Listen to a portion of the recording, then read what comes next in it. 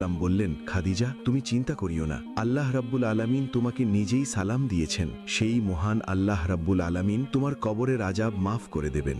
নবীজি এমন সান্ত্বনা দিয়ে খাদিজার কান্না থামানোর চেষ্টা করলেন। তারপরেও খাদিজার কান্না থামছে না। তিনি ছোট্ট বাচ্চার মতো ফুপিয়ে ফুপিয়ে কাঁদছেন। হযরত খাদিজা রাদিয়াল্লাহু তাআলা আনহা বললেন, ইয়া রাসূলুল্লাহ, আপনার সঙ্গে আমি 25টি বছর সংসার করেছি, কোনোদিন কোনো জিনিসের জন্য আপনার কাছে জেদ করিনি। আপনি যা দিয়েছেন তাই নিয়ে আমি সন্তুষ্ট ছিলাম। আজকে আপনার কাছে আমি 3টি জিনিস চাইব, আপনি কি আমাকে দেবেন?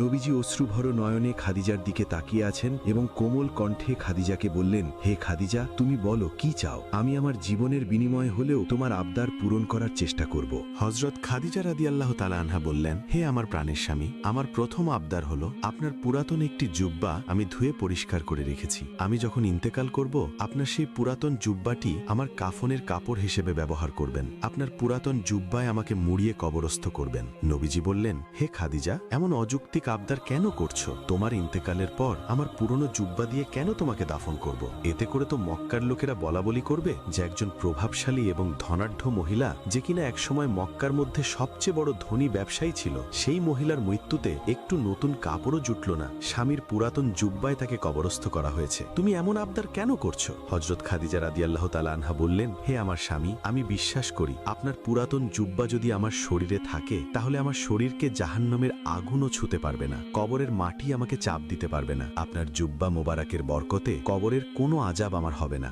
রাসূলুল্লাহ সাল্লাল্লাহু আলাইহি ওয়াসাল্লাম বললেন, খাদিজা, তুমি যেমন চাও তেমনই হবে, আমি আমার পুরাতন জুব্বা দিয়েই তোমাকে কবরস্থ করব। অতঃপর খাদিজা রাদিয়াল্লাহু তাআলা আনহা বললেন, আমার দ্বিতীয় আবদার হলো, আমাকে যখন কবরে নামানো হবে, আপনি নিজ হাতে কোলে করে আমাকে কবরে নামাবেন। আমার তৃতীয় আবদার হলো, যতক্ষণ আমার কবরে মুনকার নাকির প্রবেশ না করবে, ততক্ষণ আপনি আমার কবরের পাশ থেকে যাবেন না। কেননা মুনকার নাকির এসে যদি আমাকে 3টি প্রশ্ন করে, আমি খাদিজা সেই প্রশ্নের উত্তর কি করে দেব? আপনি আমার কবরের পাশে দাঁড়িয়ে থাকবেন, আমার হয়ে আপনি নিজেই আমার প্রশ্নের উত্তর দিবেন। রাসূলুল্লাহ সাল্লাল্লাহু আলাইহি ওয়াসাল্লাম খাদিজাকে বললেন, হে খাদিজা, তোমার সব আবদার আমি পূরণ করব ইনশাআল্লাহ। এরপর খাদিজা রাদিয়াল্লাহু তাআলা আনহা ফাতেমার উদ্দেশ্যে বললেন, মা ফাতেমা, আমি যতদিন মক্কার জমিনে ছিলাম, তোমার বাবাকে অনেকেই হত্যা করার চেষ্টা করেছে, কিন্তু আমি সর্বদা তোমার বাবাকে আগলিয়ে রাখার চেষ্টা করেছি। তোমার বাবার দাওয়াতি কাজে আমি সহযোগিতা করেছি, ইসলাম প্রচারের কাজে তোমার বাবার সাহস জুগিয়েছি, সুখে দুঃখে সর্বদাই তোমার বাবার পাশে থেকেছি।